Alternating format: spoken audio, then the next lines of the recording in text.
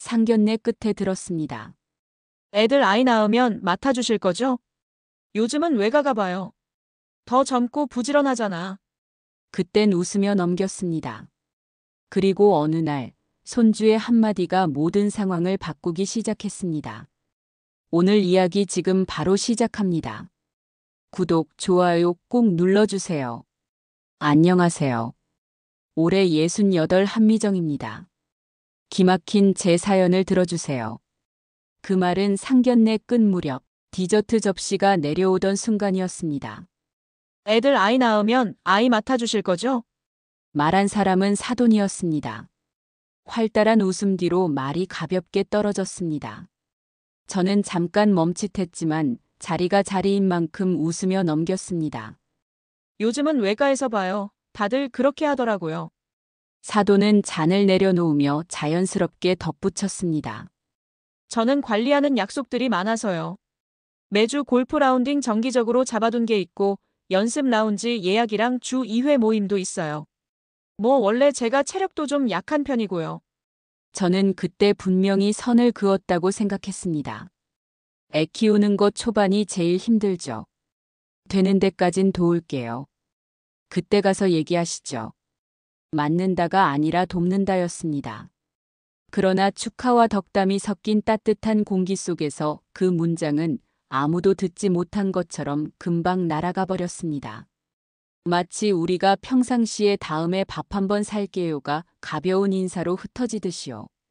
아이가 태어나고 일은 금방 흐름을 탔습니다. 처음엔 딸이 산후조리원에서 나온 뒤 사소한 도움부터였습니다.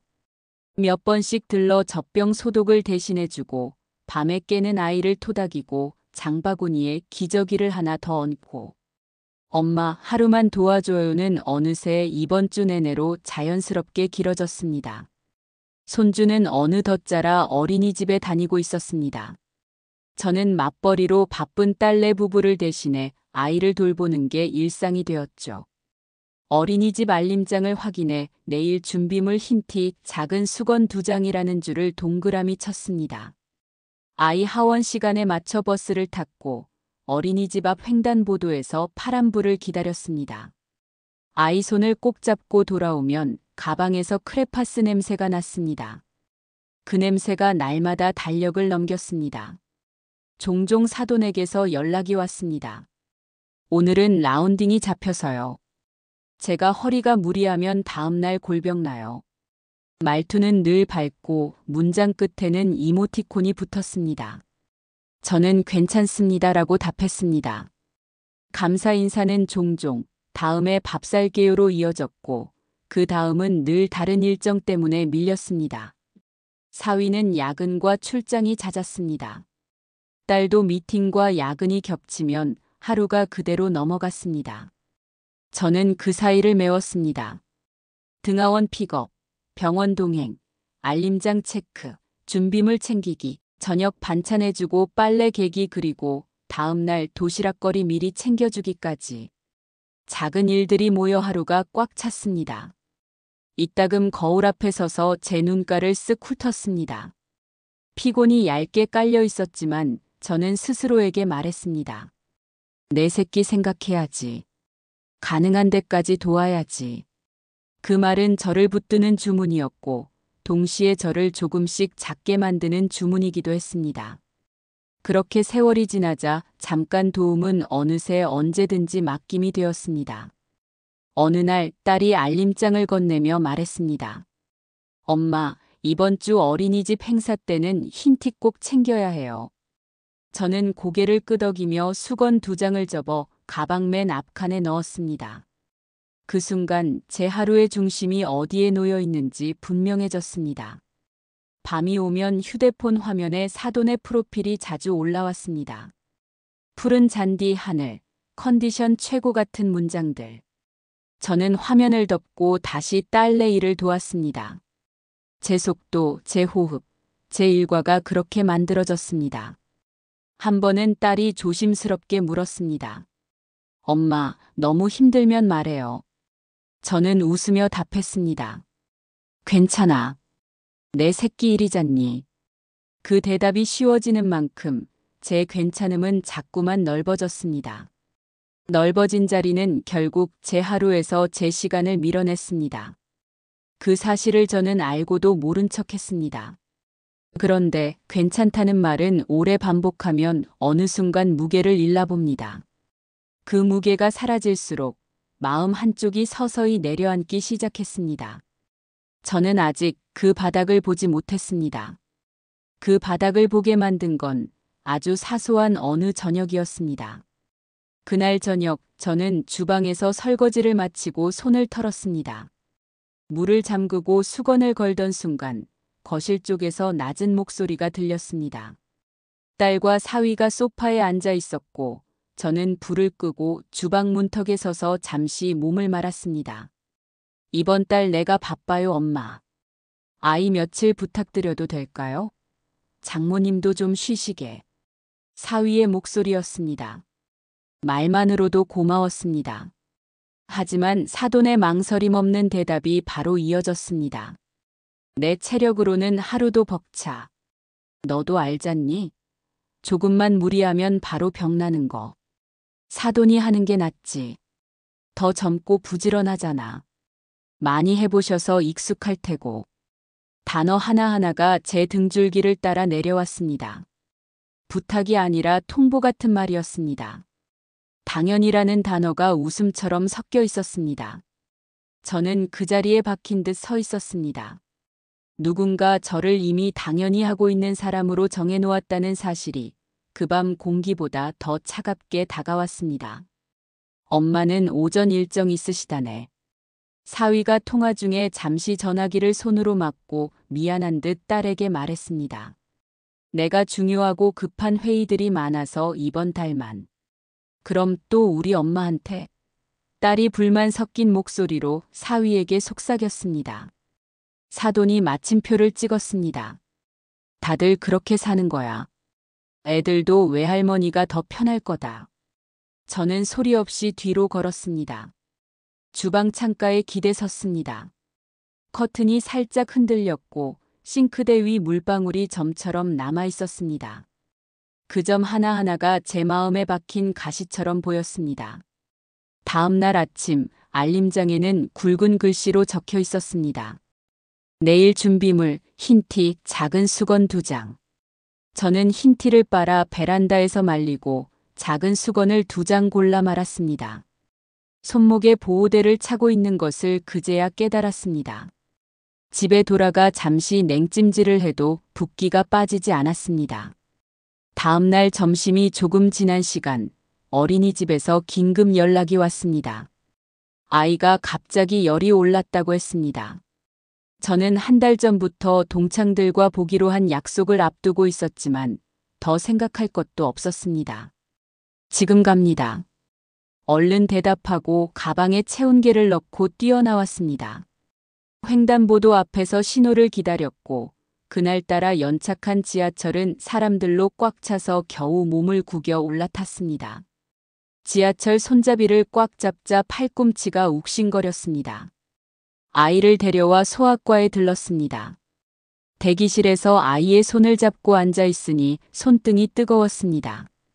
진료를 받고 약국을 들러 해열제를 받았습니다. 열이 잡히자 아이는 스르르 잠들었습니다. 저는 아이 이마에 손을 올리고 조용히 숨을 맞췄습니다. 그 사이 딸에게서 전화가 왔습니다. 엄마 미안해. 거래처랑 중요한 회식이 잡혔어. 사위에게서 온 메시지는 짧았습니다. 회의 중이니 끝나자마자 연락드리겠습니다. 해가 기울 즈음 집 앞 계단 3칸이 오늘따라 유난히 길었습니다. 아이를 안고 한 칸 한 칸 올라가며 저는 무릎이 뚝 하고 말하는 소리를 분명히 들었습니다. 문을 열고 들어와 아이를 눕힌 뒤 작은 수건으로 이마에 땀을 닦아주었습니다. 냉장고에서 물을 꺼내 한 모금 마시니 속이 천천히 가라앉았습니다. 그날 저녁 사돈에게서 메시지가 왔습니다. 애들 통해 얘기 들었어요. 오늘도 수고 많으셨어요. 저도 다음에 꼭 도울게요. 말끝의 물결표는 밝았지만 제 가슴에서는 소리가 나지 않았습니다. 저는 짧게 답했습니다. 괜찮아요. 저도 모르게 보내고 나니 그 두 글자가 제게 가장 무서운 습관이 되어 있음을 깨달았습니다. 괜찮다는 말을 붙이는 순간 마음의 금은 조금 더 길어졌습니다. 잠들기 전 거실 불을 끄고 소파 끝에 앉았습니다. 손목 보호대를 풀어보니 붓기가 더 올라 있었습니다. 팔꿈치, 어깨, 무릎. 몸이 먼저 신호를 보내고 있었습니다. 다음 날 아침 저는 병원에 갔습니다. 의사는 손목과 팔꿈치를 살피더니 단호하게 말했습니다. 관절 주의하셔야 합니다. 당분간은 무리하지 마시고 쉬세요. 쉬라는 말은 쉽습니다. 그러나 쉬는 일은 어렵습니다. 제자리를 비울 수 없는 시간들이 하루에 몇 번이나 있었기 때문입니다. 저는 의자에 앉아 고개를 끄덕였고 진료실을 나오며 제게 속삭였습니다. 오늘은 정말로 한번 쉬어봅시다. 병원 문을 나서며 하늘을 올려다보았습니다. 햇볕이 환했지만 눈이 부시지는 않았습니다. 나뭇잎 사이로 바람이 스쳤고 저는 한 걸음 느리게 걸었습니다. 그 틈으로 어제의 말이 다시 흘러들었습니다. 사돈이 하는 게 낫지. 익숙할 테고. 그 익숙함이 누군가에게는 편리였고 제게는 무게였습니다. 저는 버스 정류장 벤치에 앉아 숨을 한번 길게 뱉었습니다. 벤치 옆 광고판의 시간을 보고 다음 버스가 올 때까지 쉴 수 있다는 사실을 스스로에게 허락했습니다. 그날 밤 딸이 조심스럽게 말했습니다. 엄마, 미안해. 구조를 바꿔야 하는데 아직 잘 못하겠어. 저는 고개를 저었습니다. 미안하다는 말로는 안 바뀌지. 바뀌어야 할 건 말이 아니라 실제 상황이지. 그 말을 하고도 저는 딸의 어깨를 쓰다듬었습니다. 아이는 여전히 아이이고 어른은 각자의 사정으로 어른이었습니다. 저는 알림장을 다시 펼쳤습니다. 손톱만 한 글씨들이 줄줄이 적혀 있었습니다.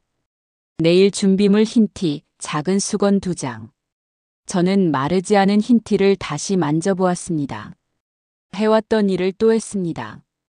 다만 마음속에서는 아주 작은 변화가 일어나고 있었습니다. 한밤중 휴대폰 화면에 불이 들어왔습니다. 딸의 메시지가 짧게 도착해 있었습니다. 박서방이 내일 오전 급한 회의 있대. 오후엔 비울 수 있어. 저는 확인했어라고만 답했습니다. 다음 문장을 덧붙이지 않았습니다. 빈칸을 제가 먼저 채우지 않겠다는 뜻이었습니다. 쉬어야 할 사람은 쉬고 맡아야 할 몫은 나눠지고 부탁은 부탁의 말로 돌아와야 합니다. 저는 아직 아무에게도 크게 말하지 않았습니다. 그러나 제 안의 목소리는 분명해졌습니다. 이제 내일부터는 다르게. 내일의 다른 시작은 생각보다 가까운 곳에 있었습니다.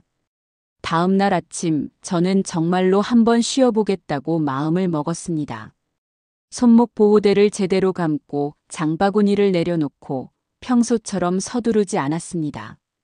그런데 어린이집에서 안내문이 왔습니다. 감사의 날 아이들이 직접 꽃을 전하고 가장 고마운 사람에게 한마디를 해요. 아이가 며칠 전부터 꽃 주는 날이래요라고 손뼉을 치던 모습이 떠올랐습니다. 저는 무릎에 파스 하나를 더 붙이고 천천히 옷을 갈아입었습니다. 장롱문을 열어 가장 부드러운 블라우스를 꺼냈습니다. 오늘은 박수만 치고 조용히 돌아오자 그렇게 마음을 정리했습니다. 어린이집 강당 앞 복도는 어른들의 발소리로 가득했습니다. 키 작은 의자들이 줄을 맞춰 놓였고 천장에서는 종이 꽃장식이 흔들렸습니다. 저는 늘 하던 대로 뒤쪽 벽에 등을 붙였습니다. 앞줄 한가운데 밝은 스카프가 먼저 눈에 들어왔습니다. 시어머니였습니다. 손등에 반짝이는 팔찌가 걸렸고 옆자리 엄마들과 금세 인사를 나누었습니다. 선생님이 마이크를 잡고 행사 순서를 설명했습니다. 아이들이 고마운 분께 꽃과 메달을 전하고 한마디씩 해볼 거예요. 이름이 한 명씩 불릴 때마다 작은 발걸음이 무대 위로 올라갔습니다. 누군가는 아빠, 같이 놀아줘서 고마워요라고 말했고 또 다른 아이는 엄마 맛있는 요리해줘서 고마워요라고 외쳤습니다. 제 차례가 올까 말까 저는 마음을 다스리며 두 손을 모았습니다. 드디어 우리 손주의 이름이 불렸습니다. 아이는 꽃다발과 종이 메달을 두 손으로 꼭 쥔 채 무대 중앙에서 선생님을 올려다봤습니다. 선생님이 마이크 높이를 낮춰주었습니다. 아이가 숨을 들이키고 또박또박 말했습니다. 매일 데리러 와준 사람, 맛있는 밥 차려주는 사람, 아플 때 밤새 같이 있어준 사람. 외할머니예요. 순간 공기가 멈춘 듯 했습니다.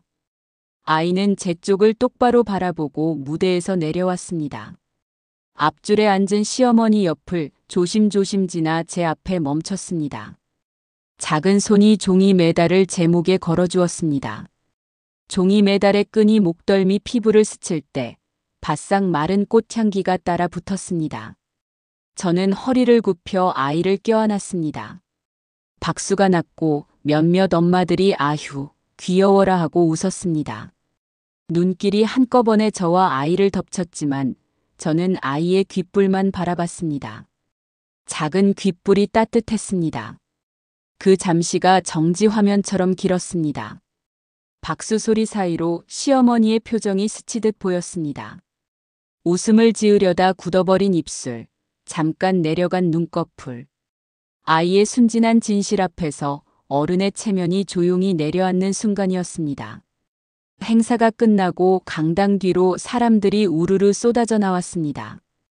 복도에서 아이들이 과자를 나누는 사이 시어머니가 제 앞에 섰습니다. 애가 아직 어려서 말을 저렇게 하네. 저는 고개를 끄덕였습니다. 어리면 더 진심이 먼저 나옵니다. 말이 더 거칠어질까봐 저는 아이의 배낭 지퍼를 닫는 데 집중했습니다. 시어머니는 잠깐 말이 막힌 듯 하더니 밥 한 번 사야지요라고 덧붙였습니다. 저는 웃으며 그러지요라고만 했습니다. 아이가 과자 봉지를 2개 들고 뛰어왔습니다. 외할머니 것도. 저는 과자를 받아들고 아이 머리를 쓰다듬었습니다. 오늘 참 잘했다. 집에 돌아오자 긴장이 풀렸는지 어깨 통증과 무릎 통증이 다시 도졌습니다. 진료실에서 들은 의사의 말이 떠올랐습니다. 관절은 신호를 보낸 뒤에야 사람들이 행동을 바꿉니다. 밤이 깊고 저는 찜질팩 온도를 낮추었습니다. 그때 딸에게서 전화가 왔습니다. 엄마, 다음 주에 어깨랑 무릎, 병원 가서 같이 보자. 아침에 계단 오르내릴 때, 손들 때 표정까지 일그러지던데. 저는 웃으며 나 표정 관리 못하네라고 답했지만 마음으로는 이미 준비하고 있었습니다. 다음 주 병원 예약일이 되어 무릎과 어깨 검사를 동시에 받았습니다. MRI를 찍고 의사 설명을 들었습니다. 화면에는 희끗한 선이 떠 있었고 의사는 펜으로 동그라미를 그렸습니다. 어깨 힘줄 일부 파열 수술하셔야 됩니다. 수술 이후에는 재활도 필요하니 일상생활에서 좀 불편은 있으실 거고요. 무릎은 염증이 있어서 물이 차서 아프신 건데 어깨 수술을 하시니까 무릎은 입원해 계시면서 붓기 관리하시고 좀 더 지켜보시는 편이 낫습니다. 저는 달력을 펼쳐 바로 날짜를 잡았습니다. 버티는 것만이 일은 아니다. 그렇게 마음을 굳혔습니다. 딸과 사위는 그 자리에서 일정을 조율했습니다. 그 주는 내가 회사에 말해볼게요. 나는 출장을 미루거나 바꿀 수 있는지 확인해볼게. 말은 부드러웠지만 두 사람 얼굴에 짙은 그림자가 드리웠습니다. 저도 알았습니다. 그 주가 두 사람에게도 빡빡한 주간이라는 사실을. 그런데 꼬일 때는 꼭 한 번에 꼬입니다. 수술 날짜가 점점 다가오고 이제 하루를 앞두고 있던 날, 사위는 제 수술 당일에 지방 미팅이 갑자기 잡혔고 저녁에는 반드시 참석해야 하는 회식이 붙었습니다. 딸은 본사 당일 출장으로 하루 종일 자리를 비워야 했습니다. 설상가상으로 어린이집에서는 교사 연수로 연장반 조기 하원 공지가 떴습니다. 평소 가끔씩 도움을 받곤 했던 이웃도 모두 일정이 맞지 않았습니다. 제가 병실에 들어가 있는 동안 아이를 맡길 곳이 없다는 뜻이었습니다. 딸은 결국 시어머니에게 전화를 걸었습니다. 어머니, 내일 하루만 부탁드려요. 정말 사람이 없어요. 잠깐의 침묵 뒤에 시어머니가 말했습니다. 내일 연습장 가는 날이라 무리야. 그 다음날 골프라 컨디션 조절도 해야 하고. 딸의 숨이 울렁거렸습니다. 말끝이 떨렸습니다. 그때 아이가 통화에 끼어들었습니다. 할머니, 내일은 할머니가 같이 집에 가요? 아주 짧고 맑은 한 줄이었습니다. 시어머니의 숨소리가 한 박자 늦게 들렸습니다. 그리고 낮게, 짧게 대답이 왔습니다. 알겠다. 오늘은 내가 간다. 그 문장을 듣는 데서 저는 처음으로 크게 숨을 들이마셨습니다. 감사데이의 3초와 아이의 한 줄이 어른의 마음을 움직였습니다. 그렇게 하루가 시작됐습니다. 그렇게 그 다음 날이 밝았습니다. 아침 일찍 시어머니가 아파트 현관에 섰습니다. 시어머니는 출입의 비밀번호부터 확인했습니다. 화면이 자꾸 꺼져 다시 켜는 사이 아이가 말했습니다. 외할머니는 미리 해놔. 시어머니가 웃으며 말했습니다. 그게 뭐가 어려워? 다시 하면 돼. 말은 씩씩했지만 손끝이 자꾸 삐끗했습니다. 패딩 지퍼가 2번 헛돌고 급하게 닫으려던 물병 뚜껑은 3번 도로 굴렀습니다. 어린이집으로 가는 길도 평탄치 않았습니다. 감기에 걸려 콧물을 줄줄 흘리는 손주 때문에 손수건을 어디에 넣는지 몰라 가방을 2번 뒤졌습니다. 어린이집 앞 차선은 늘 그랬듯 빡빡했습니다. 왕복 차선이 좁아 뒷차가 빵빵거리는 사이 좁은 공간에 주차하느라 앞뒤로 넣었다 뺐다 진땀을 뺐습니다. 다행히 아이는 조수석에서 가방 끈을 잡고 차분하게 잘 기다렸습니다. 교실 앞에서 선생님과 마주쳤을 때는 경황이 없어서 인사 타이밍을 놓쳤습니다. 죄송해요. 제가 오늘 데려왔어요. 평소보다 낮은 목소리로 얘기했습니다. 아이는 잠깐 뒤돌아보다가 손을 흔들고 교실로 들어갔습니다. 돌아오는 길 시어머니 휴대폰에 라운지 예약 알림이 떴습니다. 손가락이 잠깐 멈춰 있었고 결국 취소를 눌렀습니다. 하원을 앞두고 며느리에게서 메시지가 왔습니다. 어머님 고생 많으시죠? 지원이가 우유랑 땅콩은 못 먹어요. 가방 안쪽 수첩에 메모 있어요. 시어머니는 가방에서 수첩을 꺼내어 작게 쓰여진 글씨를 한참을 들춰봤습니다. 준비물 흰티, 작은 수건 2장 옆에 빨간 펜으로 적힌 알레르기 표기를 이제야 또렷하게 보였습니다. 이제 한숨 놓고 정신 좀 차릴까 싶었는데 어느새 아이 하원 시간이 다가왔고 부랴부랴 아이들 데려왔습니다. 아이는 집에 들어서자마자 배고파라고 말했습니다. 간식을 챙기려는데 우유 성분이 들어간 과자를 먼저 집어들었다가 수첩 메모가 생각나 다시 내려놓았습니다. 냉장고에서 바나나를 꺼내 반으로 잘라주고 오이를 깍둑 썰어 접시에 놓았습니다. 아이가 한 입 먹고 말했습니다. 외할머니는 딸기 바나나 주스도 만들어줘요. 그 말에 시어머니가 잠깐 멈칫했답니다. 냉장고 문을 열고 한참을 뒤지다가 한 켠에 들어있는 딸기를 발견했고 믹서기도 겨우 찾아 한참 만에 주스를 만들어 주었습니다. 꽤나 기다렸지만 아이는 고개를 끄덕이며 먹었습니다. 그 작은 고개 끄덕임이 시어머니 마음까지 살짝 들어올린 듯 했습니다. 낮잠 시간은 더디게 흘렀습니다. 아이는 이불에 누워서도 눈을 감지 않았습니다. 외할머니는 재밌는 얘기도 해주고 매일 같은 자장가도 불러줘요. 시어머니는 한참을 망설이다가 딸에게 전화를 걸었습니다. 어머님이 매일 불러주신다는 그 자장가 아니? 딸이 스피커로 제 허밍 녹음을 틀었습니다. 낮은 음이 방 안을 흘렀고 아이의 숨이 서서히 길어졌습니다. 시어머니 목소리도 따라 낮아졌습니다. 이불 끝을 살짝 쓸어주고 아이 배를 조심스럽게 토닥이는 동안 거실 시계 소리가 또렷하게 들렸습니다. 그 정적 속에서 시어머니는 처음으로 집안을 천천히 둘러봤습니다. 거실 모서리에 장난감 바구니가 2개, 작은 블록과 자동차가 뒤섞여 있었습니다. 냉장고 문에는 내일 준비물 포스트잇이 겹겹이 붙어 있었고 문간에는 빨래 건조대에 작은 운동화가 2켤레 걸려 있었습니다. 그 한 칸 한 칸이 하루의 체온을 지키고 있다는 사실을 시어머니가 그제야 온몸으로 알아차린 듯 했습니다. 이 많은 걸 누가 해왔지? 라는 질문이 비로소 뒤늦게 찾아왔습니다. 한 사람이 보이지 않을 때 돌아보면 사실 보이지 않는 손이 가장 많이 움직인다는 것을 알게 되죠. 오후가 되자 아이는 감기로 미열이 다시 올랐습니다. 시어머니는 먼저 체온계를 찾아 아이열을 쟀고 숫자가 잠깐 깜빡이다 37.9에 멈췄습니다. 아이 외할머니가 처방받아 두었던 감기약을 작은 병에 덜어 용량을 맞추는 것도 쉬운 일은 아니었습니다. 아이에게 물은 미지근하게 한 모금씩 먹이고 얇은 이불을 덮인 뒤 목 뒤와 이마에 가볍게 수건을 올려두었습니다. 제가 늘 하던 순서였습니다. 그 손이 오늘 하루만큼은 제 손이 아니었습니다. 서툴지만 최선을 다하는 손. 저녁 무렵 딸이 보낸 문자에 어머님, 6시 전에 간단히 죽 좀 먹여주세요이라고 적혀 있었습니다.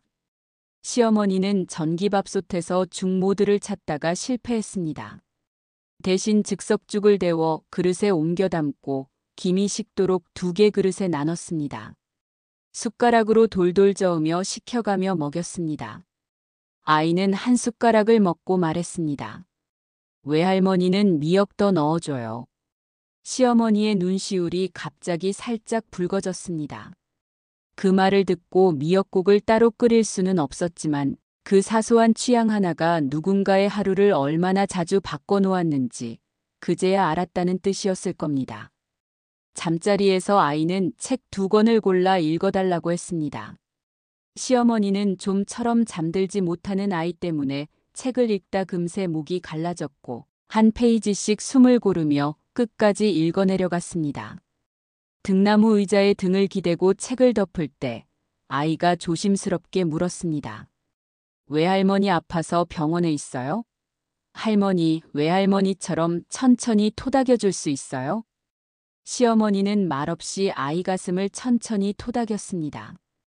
그 토닥임이 아이의 숨을 가라앉혔고 본인에게도 위로로 되돌아왔습니다. 오늘은 여기까지 하자. 스스로에게 그렇게 말했을 겁니다. 밤 11시를 조금 넘겨 작은 사고가 있었습니다. 아이가 기침을 하다 조금 토했습니다. 시어머니는 허둥지둥 이불을 걷어 세탁기에 넣고 바닥을 닦고 아이 얼굴을 씻기고 새 잠옷을 갈아입혔습니다. 허리가 찌릿하고 욱신했습니다. 그 통증을 붙잡은 손으로 시어머니는 골프 단톡방에 한 줄을 남겼습니다. 내일 불참. 손주 돌봄이라 패스할게요. 누군가 에잇도 라고 썼고 곧 다른 멤버가 손주가 먼저지라고 감싸주었습니다. 화면 불빛이 꺼지는 순간 시어머니는 아이 이마에 다시 손을 올렸습니다. 그 손이 이번에는 아주 자연스럽게 오랫동안 머물러 있었습니다. 이른 아침 시어머니는 저도 모르게 눈이 떠졌습니다. 방 안 공기가 밤과 아침 사이에서 맑아지는 시간입니다. 현관에서 바람이 살짝 들어왔고 냉장고 모터 소리가 규칙적으로 들렸습니다. 시어머니는 주방으로 나가 작은 주전자를 올려 물을 데웠습니다. 컵에 티백을 넣으며 가방을 정리했습니다. 그때 아이 가방 속에서 종이 한 장이 나왔습니다. 전날 어린이집에서 그린 그림이었습니다. 두 할머니가 양쪽에서 아이 손을 잡고 서 있는 그림 말풍선에는 고마워요가 삐뚤빼뚤 쓰여 있었습니다. 시어머니는 그 종이를 오래 바라보다가 반으로 조심스럽게 접었습니다. 지갑 안쪽 가장 깊은 칸에 넣었습니다. 그저 얇은 종이 한 장이지만 손주의 귀엽고 따뜻한 마음이 오랫동안 온기를 지켜줄 것 같았습니다. 그 시간 저는 병실에서 퇴원 수속을 밟고 있었습니다. 간호사가 주의사항을 알려주며 말했습니다. 당분간 1달 정도는 무리하지 마세요. 저는 고개를 끄덕였습니다. 한참 동안 쉬라는 말이 오늘은 덜 무거웠습니다. 누군가가 제자리를 하루라도 제대로 안 잡았다는 사실이 제 어깨에 힘을 조금 빼주었습니다. 집으로 돌아오는 길, 창밖 풍경이 빠르게 지나갔습니다. 신호등이 바뀌고 사람들 걸음이 엇갈렸습니다. 저는 가만히 생각했습니다. 감사데이의 한마디와 병실의 하얀 벽, 그리고 억지로 맡긴 하루. 세 가지가 나란히 서서 우리 집의 순서를 조금 바꾸고 있었습니다. 앞으로도 완벽할 수는 없습니다. 누군가는 또 빠질 것이고 누군가는 무리할 것입니다. 그러나 적어도 오늘 한 사람의 말과 손이 달라졌습니다. 그 변화는 얇지만 단단해서 쉽게 구겨지지 않을 것 같았습니다. 퇴원하고 집에 도착하자마자 초인종이 울렸습니다. 현관 앞에 사돈이 서 있었습니다. 잠깐의 정적 끝에 사돈이 먼저 고개를 숙였습니다. 어제 하루 해보니 알겠더라고요. 제가 너무 쉽게 말했네요. 사과로 문을 열더니 바로 다음 실행 계획을 내놨습니다. 다음 4주간 회복하실 동안 수요일 하원 픽업은 제가 맡을게요. 제가 못하는 날은 시터 비용 제가 냅니다. 말보다 일정표가 먼저 나온 사과였습니다. 저는 길게 묻지 않았습니다. 고맙습니다. 한마디면 충분했습니다. 누군가의 결심은 길게 흔들면 쉽게 부서지기 때문입니다. 첫 번째 수요일이 왔습니다. 오후 5시 조금 전 사돈은 어린이집 앞에 먼저 도착했습니다. 출입앱이 자꾸 꺼져 다시 켜는 사이 같은 반 엄마가 살짝 도와줬다고 했습니다. 버튼 여기요. 아이는 문 앞에서 사돈을 발견하자 손을 흔들었습니다. 집으로 돌아오는 길, 가방 속에서 작은 알림장을 꺼내던 사돈이 제게 전화를 걸었습니다. 내일 체육놀이 있대요. 흰 티 말고 가벼운 체육복 챙겨달라네요. 제가 따로 보조 가방에 챙겨서 눈에 띄게 현관 옆에 두고 가겠습니다. 목소리가 이전보다 낮고 또렷했습니다. 아이는 집에 와서 저녁에 오늘은 할머니가 먼저 왔다라며 엄마 아빠에게 자랑을 늘어놨습니다. 둘째 주 수요일에는 비가 왔습니다. 우산 2개를 챙겨갔는데 아이가 같이 써요 할머니라고 했답니다. 현관에 들어오자 젖은 양말부터 벗기고 수건으로 발가락을 꼼꼼히 닦았다네요. 사돈이 메시지를 보냈습니다. 다음엔 여분 우산이랑 비상용 수건 차에 넣어둘게요. 다음을 먼저 준비하는 말이 낯설어 잠깐 멈췄습니다. 낯설문 곧 안도감으로 바뀌었습니다. 약속했던 4주차 수요일이 오기 전 한 번만으로는 부족하다는 걸 그도 알았던 모양입니다. 저녁 무렵 사돈이 먼저 톡을 보냈습니다. 4번만으로는 부족하죠? 한 달 더 수요일 금요일 2번씩 제가 맡을게요. 제가 못하는 날은 약속대로 시터 비용 제가 낼게요. 문장이 길지 않았지만 제 어깨에 걸려있던 가방이 반쯤 내려앉는 기분이 들었습니다. 저는 짧게 답했습니다. 정말 도움이 됩니다. 감사합니다. 그 주 금요일 사돈은 퇴근 시간으로 붐비기 전에 미리 어린이집 근처 카페에 도착해 있었습니다. 하원 시간이 다가오자 자리에서 일어나 문 앞에 섰고 여유롭게 선생님과 눈을 맞추고 인사를 나눴다고 했습니다. 다음 주는 도장 찍는 숙제가 있대요. 잉크 말고 스티커로 해도 된대요. 집에 돌아온 아이는 사돈이 끓여준 라면에 계란 하나만 풀어줬다며 아주 진지하게 칭찬했습니다. 외할머니 것도 맛있고 할머니 것도 맛있어요. 맛있다는 말에는 저울이 없다는 것을 아이가 먼저 알고 있었습니다. 넷째 주 수요일 사돈이 치과 예약이랑 시간이 겹쳤다고 했습니다. 그리고 정말로 약속대로 움직였습니다. 낮에 이미 단골 시터에게 전화를 해두었다고 가족 단톡방에 영수증 사진과 함께 메시지를 보냈습니다. 오늘은 시터가 픽업하고 집 앞까지 동행합니다.